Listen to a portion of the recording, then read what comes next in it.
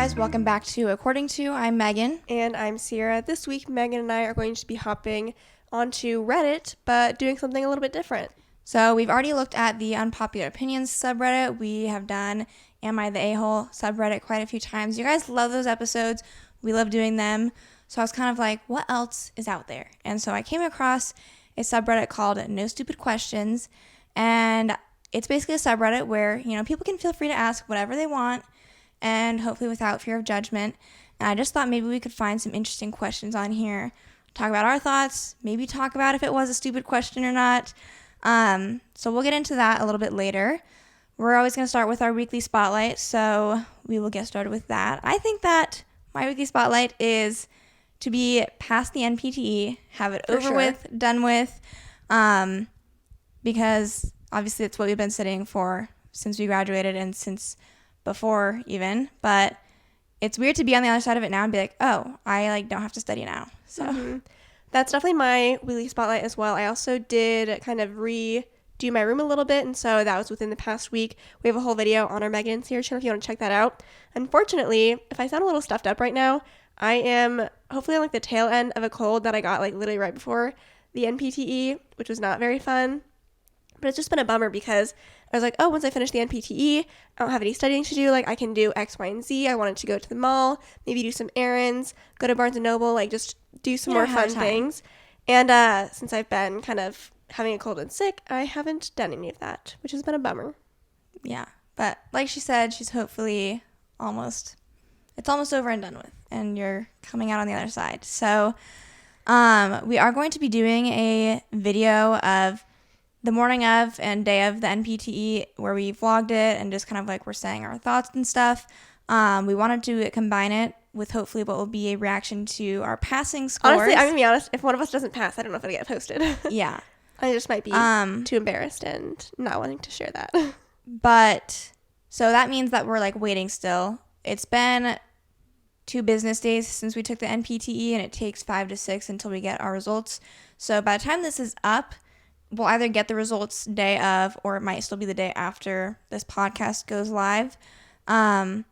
And so, we hope we can share in, the celebration with you guys, because we like to do that. And we do the same thing with our whole process of applying to PT school. We think it's nice to have that stuff to look back on.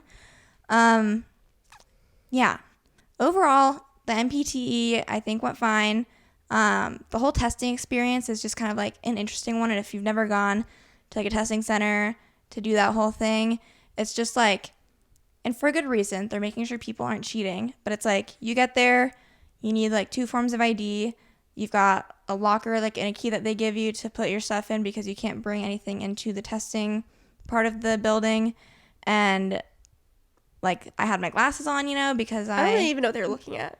A camera or something, or then they have you set your glasses down on the chair so they can look at it to make sure there's nothing that's not supposed to be on there. They look in your ears. They look in your ears for any Bluetooth stuff.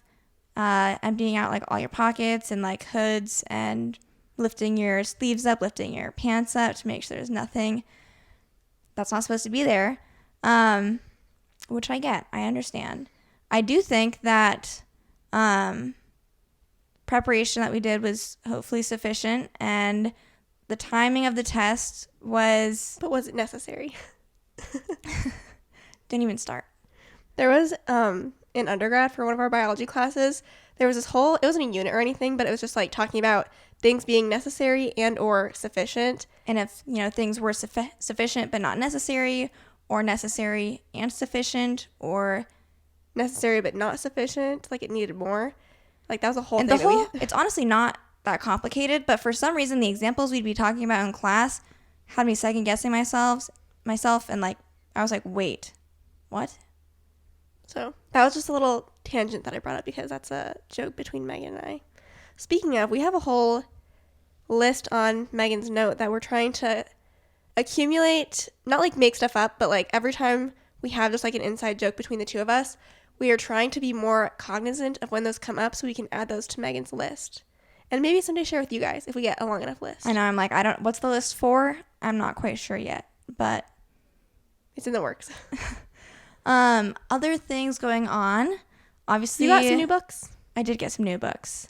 So, and I caught the vlog up today too. But I got 4 new books. I hadn't spent any of my Christmas book money because I got quite a few Barnes & Noble gift cards.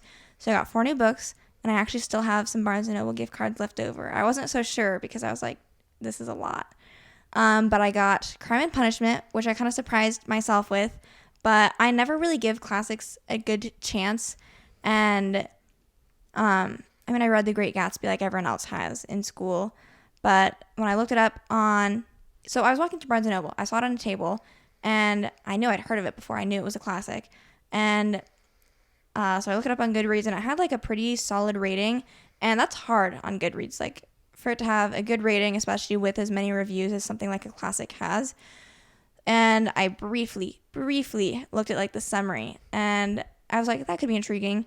So I carried it around with me, and I was like, should I get it? And I was kind of like, I got a bunch of gift cards. I'll just get it. And then I posted about the books I got. There's some mixed reviews on that one. It's kind of making me a little nervous. I told Megan that she should keep the gift card this time because since she got the receipt. Whatever, keep the receipt. Because last time she got like The Moon of the Harsh Mistress, she didn't have that receipt anymore, and so we're stuck with that book that no one's gonna read unless she sends it to a little free library when we find another book. So, and also the pages are like they're thin pages. So like the Bible kind of. So that was kind of weird too, but hopefully I can give it a shot. I like to, intersperse my easy quick reads with ones that maybe are going to be like a little more challenging. And then I got The Soulmate Equation by Christina Lauren, a classic, easy, hopefully romance book that I'll just fly through. I'm like, that's not a classic. But you know what? I'm like, I should read Pride and Prejudice because it's only 276 pages. I don't think I've read Pride and Prejudice, but I think I have read Emma by Jane Austen. I don't know if I remember that much. I think that Clueless is based off of Emma. I think. I've never seen the movie Clueless either. And then I also got The Lost Ticket because I've seen that it's actually not that popular. No one had responded to me saying that they read it, and I really don't see a lot of people talking about it, but the premise of it, because I've read the summary when I've been in Barnes & Noble before, and I think it's a cute cover, and it had good ratings. So I decided to get that one as well. And then the last one I got was... what was it? Oh, Today, Tonight, Tomorrow.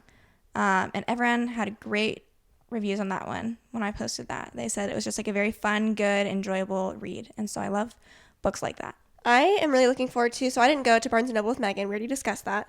But I think that I want to pick up Tomorrow because I feel like it's popping up. Like, it's been a while in my mind since like everyone's been talking about the same book. And I don't know if you feel the same way, but I feel like a lot of people are talking about that book right now. I don't really fully know what it's about. I know people say like video games and friendship and relationships, and so I'm like, what? But I've seen enough people talk about it, and it seems like it's more of like it might make you cry. So I'm curious, I'm intrigued, and I might pick that one up at some point. So if you guys have read Tomorrow, or any of the books that Megan has read, let us know. I'm trying to get Megan to read 11/22/63 at some point, hopefully kind of soon. But I know that bigger books, Megan's like, But I gave it 5 stars, so. I know. I kind of have just like, it's literally 800 pages. Like, the idea of even carrying it around with me, I'm like, I don't even want to do that. So I'm debating doing the audiobook version, and we'll see. We will see. Okay, so let's jump into what may or may not be stupid questions. Do you want me to go first? Do you want me to go first? I think you said the same thing. I'll go first. Do you think there's more colors in the universe or in other universes? Isn't there only one universe? And then there's just like other galaxies. Okay. This is interesting because like conceptually, I can't imagine. Conceptually, I'm just like, but we already know that other animals can see more colors than we do. True. Like so I feel like. Also, if we think of Project Hail Mary, he didn't even see visible wavelengths. He saw a different, like vision was different to. Because we only see within what obviously humans have coined it, like the visible wavelength, visible spectrum, visible light spectrum. Is that what it's called? But obviously, like, what if and like who is seeing these things? That's the other thing. Yeah, I feel like if we're taking this, if we're really pondering this, I'm guessing the other living beings that may or may not be out there. I kind of tend to lean towards like, we don't know. Maybe there has to be maybe something else out there, but what is the intelligence level of it? And it probably, I would assume, like, didn't develop, like, there's no way to assume, like, oh, it's definitely seeing visible light. Odds are it's probably doing something different. Okay, so some of the comments from other Redditors. Someone said, there's a spectrum of electromagnetic frequency that extends in both directions until infinite, question mark? Probably not. Color is just what we name some of them. And then someone said, of the entire electromagnetic spectrum, aka colors, humans can see about 0.0035%. Like a visible light, or that's just like the whole spectrum? The whole spectrum. Okay. And then someone also commented that other animals You know what I can don't see. like, get though? What? Like, I understand what a wavelength is, but how is it, like, what makes some of them colors? And, like, what does that mean about its wavelength? And, like, what's the cusp of, the edge of one is, like, purple, and then it goes to, like, what, ultraviolet, right? Mm-hmm. What's, like, what did we do to that wavelength? It changes All of a in sudden I cannot see it. how big or small it is. Like, its frequency changes. I know, but, like, it's visible and then it's invisible. Can wavelengths change, like, itself? Like, could one wavelength change frequency and then it's visible and then it's not visible? Like you're saying, we'd be able to, like, have a box where you shine, like, a purple light on it and then change its frequency and then, like, see when you can't see it anymore? I don't really know what I'm, like, asking. I don't know if that was what I was asking. But I'm just like, is a wavelength set? Is it like, okay, this is purple, so therefore it's just purple? But it can't be, because, like, when they mix paint together, that's got to be changing wavelengths, because they're adding stuff into the paint that is not said color, and then it's mixing it together, and then all of a sudden you do see purple. So that had to have created a purple wavelength. Is it just that those... I have, like, very little idea how color actually works, so this might sound stupid. This might be... It's not really a question. It's just a stupid thought, maybe. But, like, since to make paint, you have to combine, like, white with red, whatever other colors you're mixing, which all, in theory, have their own wavelength, right? Yeah. So you combine those New colors, and then wavelength? you, like... What You know how happened? you, like, add wavelengths together and it makes a new wavelength? Maybe that's what happens. Now I'm like, I didn't expect such a interesting thought process, but... Because we just talked about that when we were studying for the NPTE. We know that you can add wavelengths when you get a new one. That's more for electricity, but does it work the same way with So then, light? could we make something visible and then invisible? Is there, like, a real-life example of that? I don't know. Or, like, UV light. We can technically see UV, right? Because, like, I'm thinking, like, a tanning bed. I guess. You can see that. Yeah, it's kind of purpley. That is the transition over from, like, color to now UV light. And infrared, like, you can't see them, because, like, they're not the visible light, but you can see the ultraviolet light. And infrared, like, they're usually, like, red What's a black tinted. light? Is that what you're thinking of? No, because UV is for, like, a tanning bed's UV, right? Yeah, but what if it's, like, UV, but then it also has, like, Other light. black light? Yeah. So then what's black light? That's And what makes black light, like, what makes you able to see other things using a different light source? Probably something with the electromagnetic waves. I need to add that stupid question to the Reddit. What makes black light work? I don't really have too much to share from other people's perspectives on this, but I would say... A whole lot of other questions, though. Yeah, way more questions than answers here. I claim to be no smart person when it comes to light stuff or all that. When we started doing this no, it wasn't chemistry, it was physics. When Oh my God. Physics 1, I could do that. Physics 1, I kind of understood. I followed it, where it was just like friction, acceleration, speed, that really stuff. When we took a turn in the second physics class, started bringing in, like, Light. impedance, voltage, current. Ohm's law. I mean, I made it through the class, but woof. but I was like, I don't really understand what we're talking about here. So, this next one's much less sciencey, but someone said, can boyfriends and girlfriends celebrate anniversaries? My mom and stepdad think it's weird that I celebrate my anniversary with my boyfriend. I think it's weird that they Right? think it's weird. Because Isn't that the norm? everyone that I've ever known that has ever been in a relationship has always celebrated to some extent, or at least known like what their anniversary is of like, oh, this is when we started dating. This is our anniversary. So like if we've been dating for a year, like happy 1 year, like, celebrate a little bit. I also think it poses like kind of a good question of like, when you've been dating for so long and like you likely don't get married on like the same day as like when you started dating, do you like, what do you consider your anniversary? Everyone considers their wedding their anniversary, but like in some ways I would kind of be like, but we've been together for this long. Here's what I think. And I think this is related to nowadays people date for a lot longer before they get married. And so I think they get more attached to those years of like prior to marriage, because they're like, if you think of Haley and Ashton, like they dated for 5 or 6 years. I don't remember. 7? I don't know. They dated for quite a while before getting married. And so I feel like they're attached to those years that they've had where they've not even been married for 1 year. So I feel like for their anniversary, they're like, happy like 1 year of marriage, but like we've been together for like 7 or 8 or whatever it is. Versus if you think of people like earlier, I'm not going to give like a decade because I don't know, but like people would date for like a year max or something and then get married. Yeah. And so I feel like they're like, whatever. We don't care about that 1 year. Attached to that date. That's my theory. Yeah. And also, I feel like, tell me if I'm wrong, but I feel like it's more common nowadays for people to like explicitly like ask on a specific day of like someone like, will you be my girlfriend? Or like, will you be my boyfriend?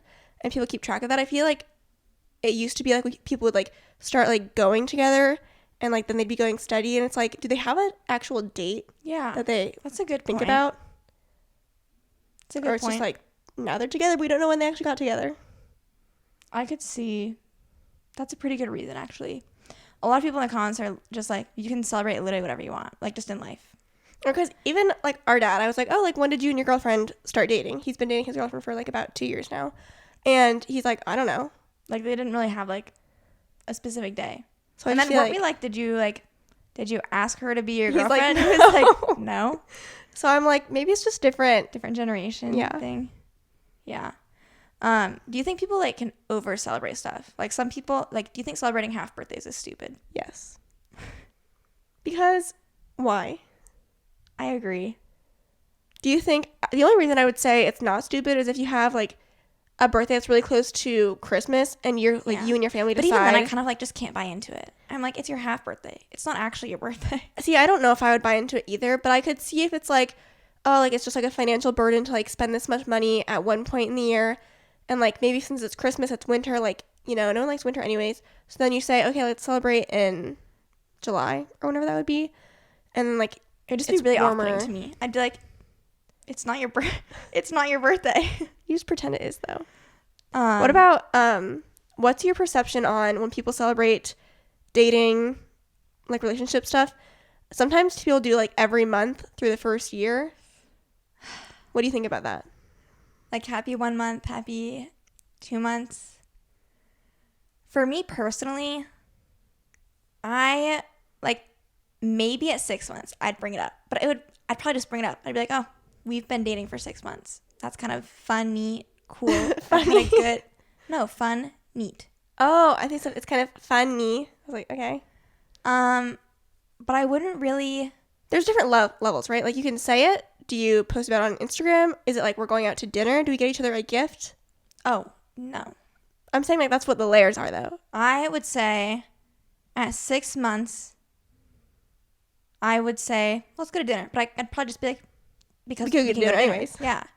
And then I personally am like probably not going to get a gift for that. Like I just, maybe something like flowers or whatever the equivalent for flowers is for guys. Like, I don't know. But I think as long as you just kind of say like an appreciative, like I really enjoyed it's been a good 6 months. For 6 months. 6 more. But beyond that, like maybe a story post if we're like at dinner or something. Happy 6 months. But even that, I'm like, you'd be like, oh, like we're at a nice dinner. Yeah, I feel like I would cringe. I definitely wouldn't post like a happy 1 month, happy 2 months. Because like again, that's the baby. It's a baby relationship. Even like dating for the first 3 months, I still feel like it's like a trial run. 6 months, I definitely think maybe, just maybe you could do like I wouldn't do an in-feed post or anything. But maybe like a story post. If we're like doing something. I wouldn't post a picture of like us from like something There are else. some people who like, I'm not bashing anyone if you are this person. But you are. But if there's people who like kind of like, I'm someone, I guess, where like my Instagram, I kind of take it a little more seriously, and like I care about what I'm posting and I want it to look nice. And yeah, so if I were like posting, or if I was dating someone, even if I was like in love with them, if we did not have like a reasonable picture for me to post to be like happy 6 months or happy 1 year, there's some people who I guess like I'm saying they have like a picture, like one picture, and it's not great. And like, but they will do whatever they can to get it online. I don't know. I feel like that comment can go either way, because then some people are be saying like you care way more about your online persona than like the person you're in a relationship with. But then you could argue and say, to that I say, I don't care, like it shows that I care less about my online persona. I'm not trying to enforce like, look, I'm in a relationship, like blah blah blah, like look at all the amazing things in my life. I posted this because I'm like, dang, that's a good picture. We both look great. On it goes. Yeah. I felt the same. Some people want people to know their relationship status, so like any picture they take, like it's up on the gram. Mm-hmm. And if that's you, more power to you. But I'm someone where it's like it's also like I get wanting to show off the person you're dating and like make them feel loved and appreciated. I really do. There's just there's your own personal way you want to go about it. Like, or because we're not to the level where it's like I feel like either of us start dating someone, I'm not going to be like, I'm going to like hide my relationship for like the first X amount of time. I'm very much pro soft launch. I was like, well, what is the word I'm looking for? I think to a point though. I think some people like literally like, let me keep this person a literal secret until we're married for a year. And then I'm like, no okay, one you're cares just that much. trying too hard. Like, tag them in the story. Yeah. Come on. Like for me, again, it would for sure take a couple months for me to like give them an in-feed post, because like we have to test the waters a little bit, make sure there's some level of commitment here. And then really I think my criteria would just be like, if it's been at least 3 months or so, like, and it's something I would have posted on my Instagram anyways. And it's a good picture, it can go up.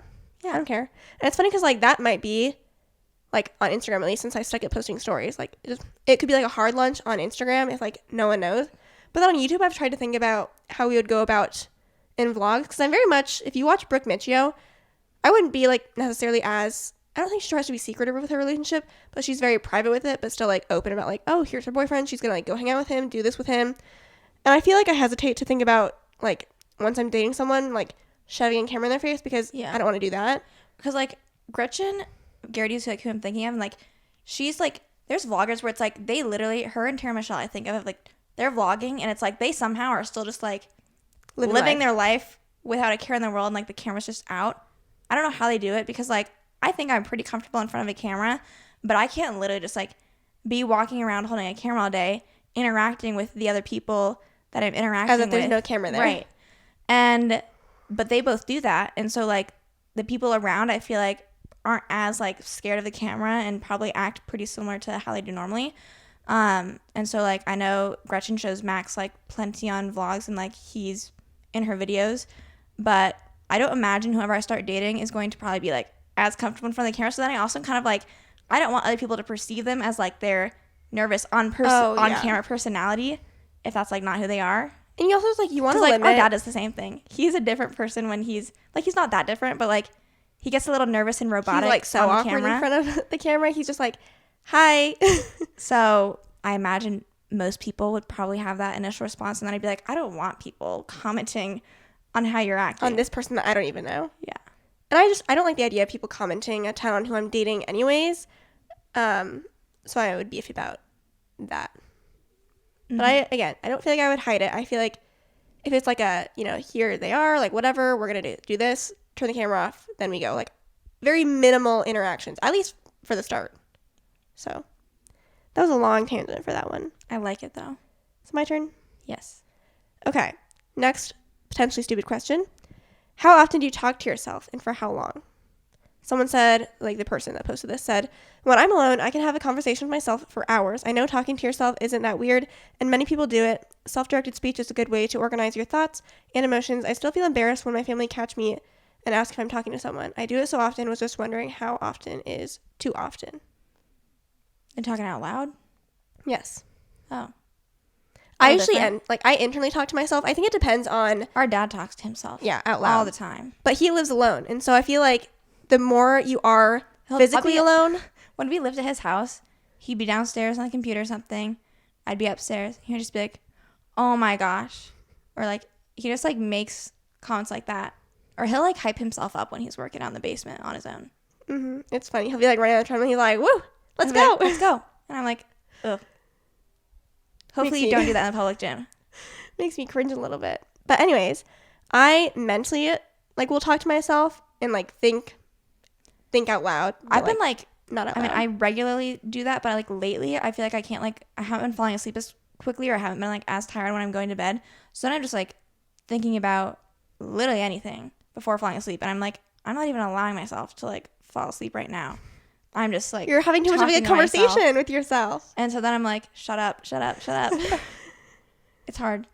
Yeah, I notice myself doing most of my like inner self-talking before bed, because like what else are you supposed to do before bed? Mm-hmm. You put your phone down, the lights are off, and you're like, well, let me just think to myself. I feel like I have like the same thing that I run through like every night.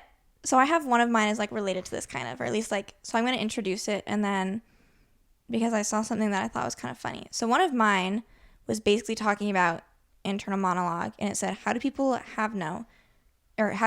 have no internal monologue read?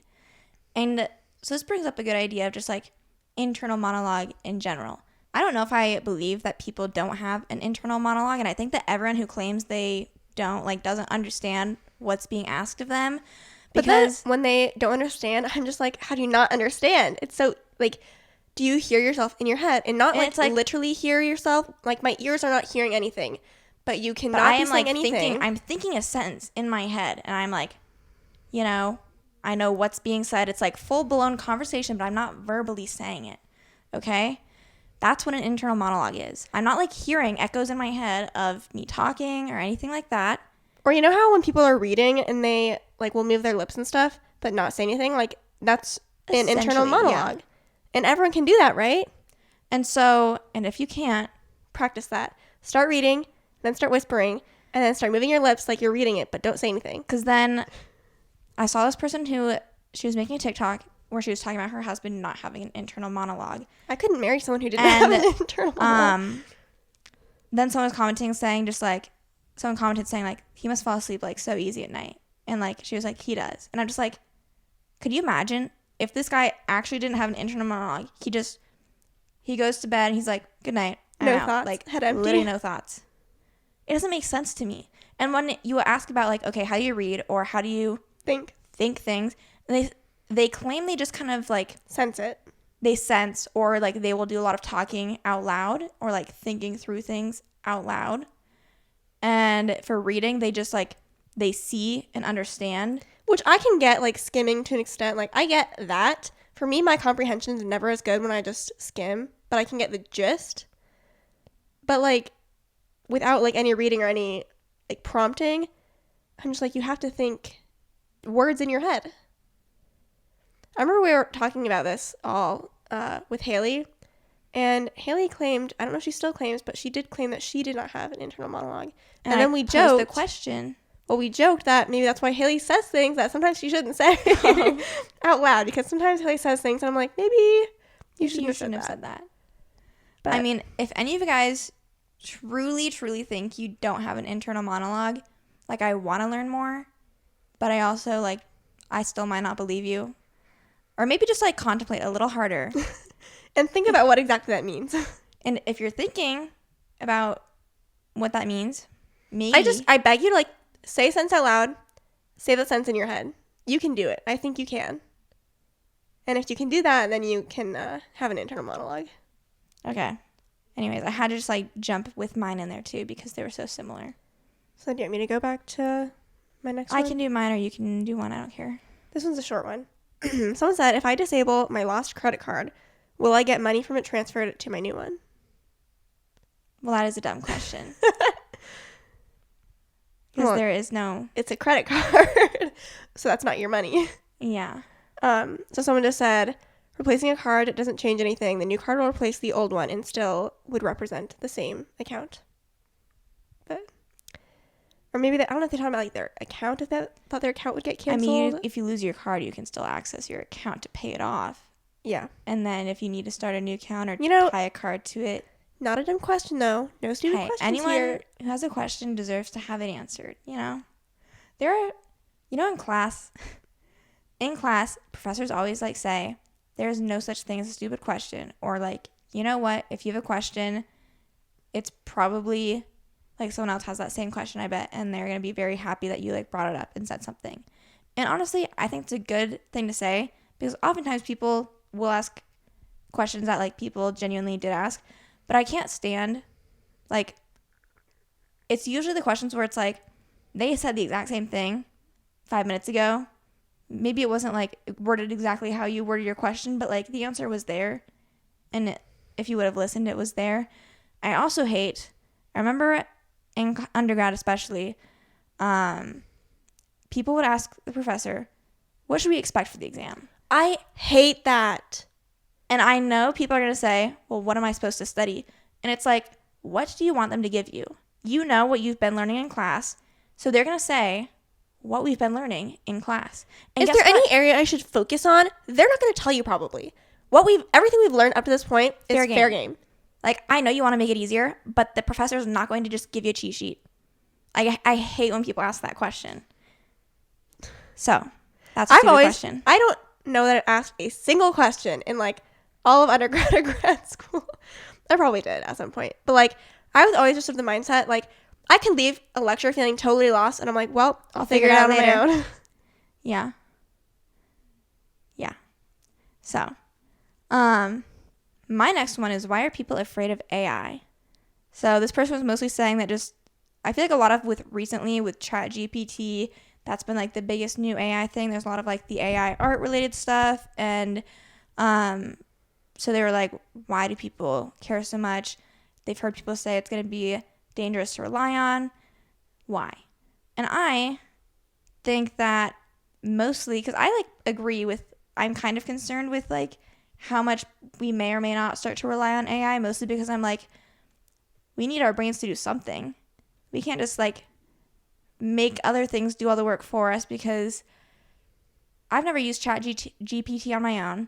But supposedly it can do a lot of things, and it can do a lot of things well.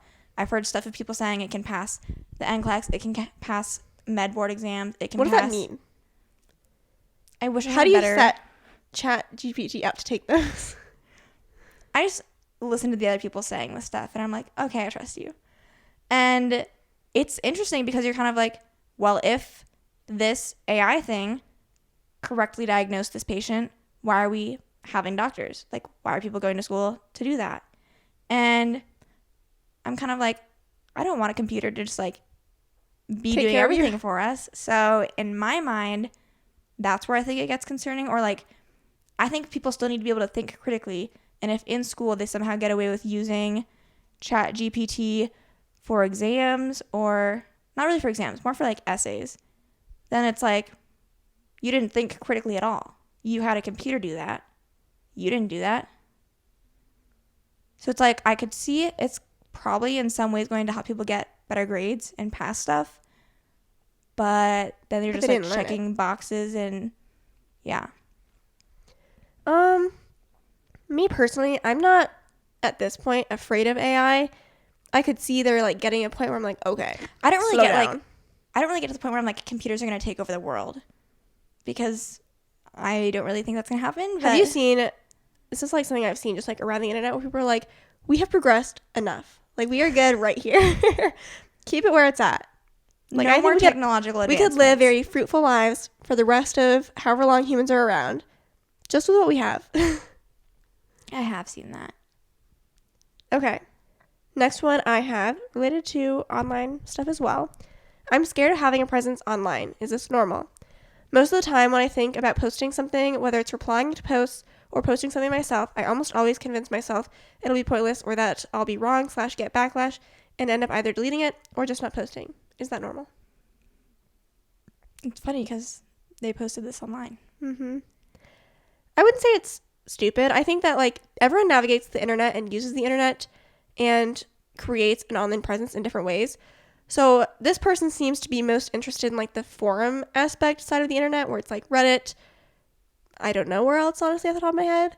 But like I myself, I never use the internet as like a commenter, or like I'm a poster on the internet first and foremost.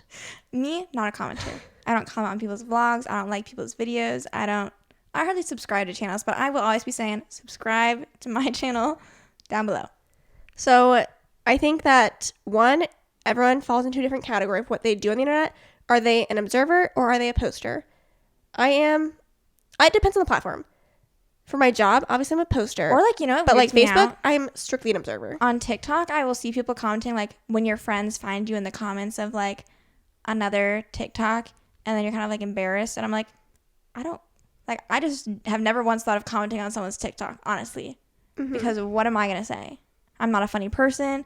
I laugh at other people's comments on TikTok because I'm like, thank God you posted that because I laughed at it. And I'll comment on like your post or Maggie's post or whatever, people I know, where a comment from you would be expected. I am not commenting on any TikTok that I've ever liked. What am I supposed to say? So, but I will post. Obviously, I'll post my stuff on Instagram as much as I can. I'm not that great at it, honestly. Post my stuff on YouTube, post our podcast. Like, we'll do all that stuff.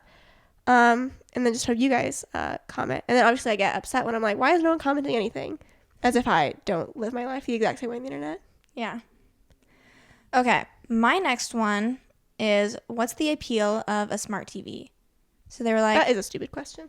They're like, I was thinking about this and I can't really understand why anyone would want one. I use an HDMI cable to hook up my laptop to my TV and it seems superior in every conceivable way. I like it because it's more versatile than a smart TV and a mouse keyboard is way better than a TV remote. Here is my rebuttal. One, it's annoying and looks bad if you have your computer constantly hooked up to your TV. Like, have the HDMI, computer's right next to it, can't go very far. What if I want to use my computer while I'm watching TV? Exactly. And also, do they sell TVs that are not smart TVs still? I mean, probably, but like most of them aren't. And it's not like it's like a huge feature to add to a TV. And I can understand. I feel like when smart TVs first came out, the typing stuff out was such a hassle. It really was. But now things have gotten better where to log in, they have like the QR codes or whatever. Do it on a computer. That makes it all easier. Or just like the remotes, I feel like nowadays are not as bad, where it's typing stuff out. They have the like pre-programmed buttons for like .com or at Yahoo, like whatever. It makes it a little bit better. I just think like a smart TV is not a hassle. It's easy to use. I don't see why you'd still be wanting to hook your laptop up to the TV. And I feel like every time we've hooked up a laptop via HDMI to a TV, the quality is just like not as good as it would be if it was just on the TV. Mm-hmm. So that's another. And then sometimes like the audio doesn't always sync, and then you've like got the audio coming out of your laptop, and you're like, that's not what I wanted. So it's just like always the second best option. Team Smart TV, all the way. Next question I have: why does dryer lint always have that purplish gray color, no matter what you wash? I have red towels, and I will tell you that it turns red when I wash them. So, I think it's just like close to gray, and when you're wearing mostly neutral clothes, like that's kind of what mixes together. I think that like honestly, like a brownie purple is like when you combine all colors ever. Like that's when you combine wavelengths. Exactly. Should we go back to? You want to go back to wavelengths? I just think that's the color you get, and that's what most of the comments say as well. But someone said it's not quite true. If you dry something only green, the lint will be greenish. So interesting. So I think it's just like obviously people most of the time are drying a variety of colors. If you still in 2023, if you're still separating your laundry by color, what are you doing? We have moved beyond that. It's not necessary. You should be sorting by athletic stuff versus non-athletic stuff. And that's it. Okay, back in the day before cell phones, what did people use to do while they were waiting in line at the grocery store or waiting for someone at some designated spot? How did they kill their time? A lot of comments are like, they didn't do anything. well, someone said, in a grocery store, I would read jokes in Reader's Digest and then not buy it. And then some are like, I would just look at tabloid covers, get angry at how slow and inefficient people were. People You know still what are. I think is interesting, just kind of related to, it's like in the same vein, but nowadays when you like want to get together with someone or like meet up with someone, or like you don't know where they are, like you just like would have to like say a time and like hope that people would be where you want them to be at that time. Like, you can't just like get there and then all of a sudden be like, wait, like, where are you? Like you'd be like either in person you'd like agree on something, or you'd like have called each other and be like, at this time, like let's meet up here. But like once you're there, where are you? You could maybe call. I mean, I don't know who you call, because if they're not in their house, then you wouldn't know where they are. But it's just funny. This kind of brought up in my mind how we used to like go work out without headphones and like regularly. What's crazy is, and that was an undergrad still. Talked to Megan how I used to be really annoyed with people who would like wear their headphones all the time, like on the bus, walking around, just like in the library, working out. I was like, how are these people like living their lives just like completely within their headphones? And I haven't gotten like that far. I still really only wear my headphones if I'm working out. I don't really take them with me a lot of places. Every once in a while, Sometimes if we were walking to class and I was like walking by myself, I'd be like, maybe I'll put like a podcast on while I'm walking to class. But usually I was walking with Ciera, so like I wasn't gonna drown her out. And we just walk in silence, right? Together. Yeah, that's better. We were like, I don't really have anything to say to you, so. But yeah, then we got AirPods, and I came around to be like, oh, it's kind of nice to just like have the music you like to listen to. That's when I feel like I got more into podcasts. And so obviously I found some podcasts that I like to listen to. I will say sometimes still like with working out, for some reason, maybe let's say I like pause the music or whatever, like it's still pretty easy for me. Like I will maybe like forget to turn my music back on, because then I'm back in just like thinking about stuff in my head, and then I'm like, wait. Sometimes I find myself just thinking about so much stuff anyways that I like can't. I have to like actively choose to like not listen to a podcast, because I'll be like, okay, it's a music day because I feel like I'm going to do like a lot of internal thinking today. I can't listen to a podcast a whole lot recently with working out. I've been doing it a little bit more if I'm like doing tasks around the house that I just like need to get done. So like when I was packing, I put a Dateline episode on, and I was like, that was nice. Is it my turn? Yes. Okay. Why is the longer clock hand the minute hand? Do you have any question? Because I think I didn't know the answer, but someone commented what seems to me to be a good answer. Because I think everyone's thought is like the hour is bigger, so it should get the bigger hand. But this first comment, thickness. What? Why is length versus width? Okay, well, this comment says minutes are more precise than hours, and so if the minute hand was shorter, it'd be more difficult to read the exact time. Yeah. Which makes a lot of sense. It does. If you just like sit and think about it for a second. Makes a lot of sense. Could you imagine it's like this short and you're like, between, it's like 5:55 or like 5:50. I don't know. Can't tell. Yeah. Me when I was first starting blood pressure. It's in this range. Whatever you do, don't ever say an odd number. I know. Okay. What are the greatest threats to humanity that aren't very well known? I saw this and I immediately thought one thing, because it's been the one thing I've thought since we talked about this in PT school. Sitting? No. It's not dumb, is it? No. But like sitting isn't a dumb response. The greatest threat to humanity. And I was thinking a little bit more severe than that. Not that sitting is good. Sitting is the new smoking. That's why she said that. And no one knows it. Okay, well now you know. Okay, the greatest threat to humanity that no one knows. And you thought about it in PT school. Yeah. I don't know. Bacteria. Oh, what? Like that, the pharmacist people coming into class, and then I don't know how we started talking about it. Okay, here's the story if you don't know what I'm talking about. And I am not well knowledge diverse in this area, but we in PT school had a pharmacology crash course basically Shout out to pharmacists, honestly. No, that's what I was gonna get there. Okay. And so our pharmacology class, because as PTs, we really just kind of like need a basic understanding of like some of the drugs and what they do. A basic understanding. So we had a pharmacology class that we had to take, and it was this crash course where like, I mean, it was a 3-week class, was it not? Right. It was 3 weeks. 3 or 4, I don't remember. And at the end of each week, when we kind of like finished our unit, we had like a couple pharmacists come in, and then like someone who's a PT that like maybe worked a little bit more with patients who were on those medications.